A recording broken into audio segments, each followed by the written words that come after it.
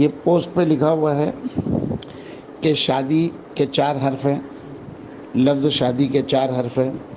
لفظ نکاح کے 4 حرف ہیں، شوہر کے بھی 4 حرف ہیں، بیگم کے اندر بھی 4 حرف ہیں،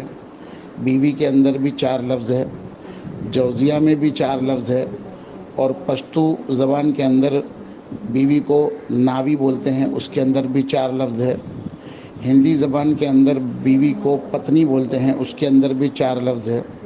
عربی کے اندر لڑکی کو نساء بولتے ہیں، اس کے اندر بھی 4 لفظ ہے، اور انگلش کے اندر وائف بولتے ہیں، اس کے اندر بھی WIFE 4 لفظ ہے۔ حتیٰ کہ ان سب ناموں سے بننے والا لفظ جو دلہن ہے، دلہن کے بھی 4 لفظ ہے۔ ان سب ناموں کے حروف کی تعداد یہی اشارہ دیتی ہے کہ بیویاں 4 ہی ہونی چاہیے۔